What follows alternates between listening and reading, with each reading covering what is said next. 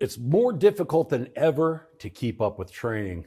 And from a technician's perspective, it's evident every day in the shop. I'm here with Philip Austin, manager of training with NGK and NTK.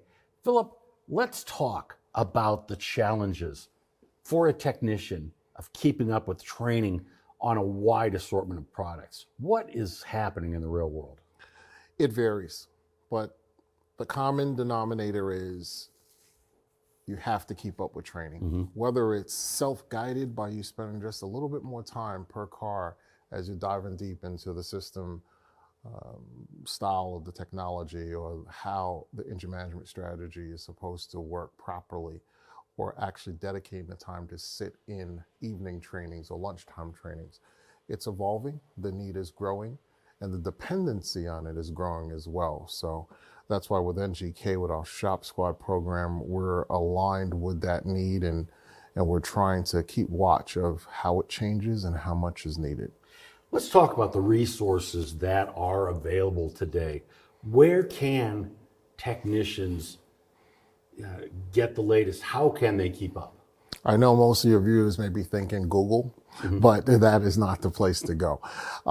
They could keep up by coming through our channels like Shop Squad Online and be able to pull resources on top of the resources that come with doing the job, such as the online information databases and keeping up with looking up the procedures, sticking to a diagnostic process.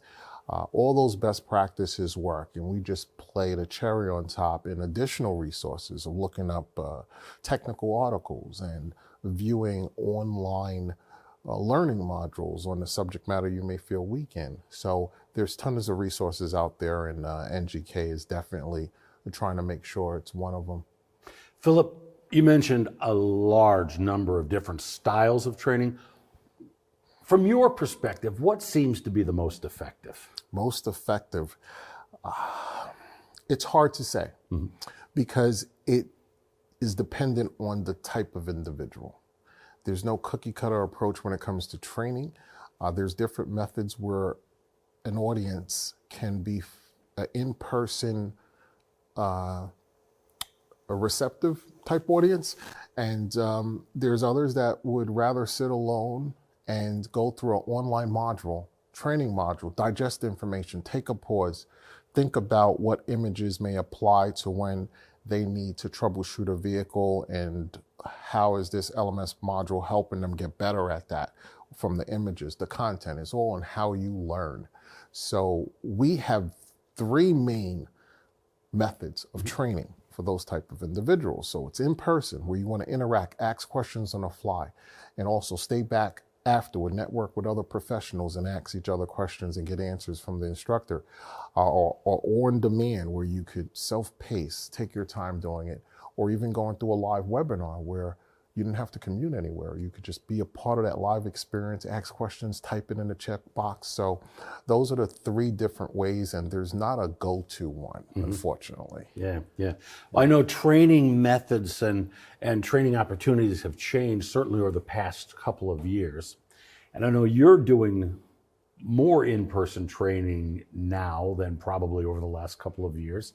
Yes. What are some of the real world questions? What are the techs asking you that they're really seeking information on these days? Tell you, it depends on what state I'm in. Every state, they just have a different feel of what they're experiencing. And some of the questions that I get is, how can I be more efficient in navigating wiring diagrams, choosing what type of equipment to use to get to the root cause? And it's subject-based, so the answers change. And my follow-up to a question like that, okay, well, let's use an application for an example, because there's no cookie-cutter approach to that answer as well. So the approach, discussions, questions around the approach of troubleshooting is one of the top questions that I get. We have a good discussion on that. Another question that's it's pretty obvious, but it's important to ask is, am I seeing everything I need to see from the equipment that I'm using? What are my limitations if I'm using a scan tool and I'm looking at global OBD2 platform versus the manufacturer specific? What data PIDs that I need to keep in mind that I need to jump back and forth on in order to come up with a diagnostic plan to troubleshoot this car?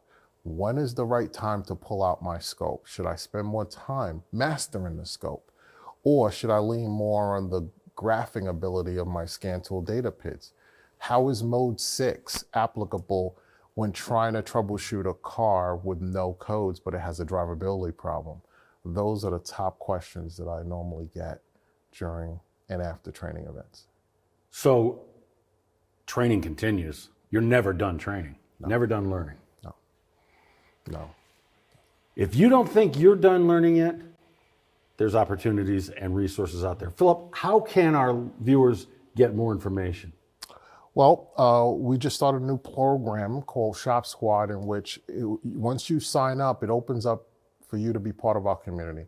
And our community is simple. There's a training and a development need in our industry for us to be efficient at what we do.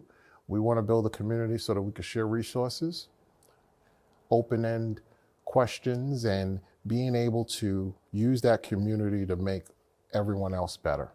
And we're going to spearhead that by providing specific technician, shop owner, service advisor training, and the resources you could all come to NGK for through our Shop Squad online program. Sounds like a great thing to help the whole industry improve. We're trying. Thanks for watching. We'll talk again soon.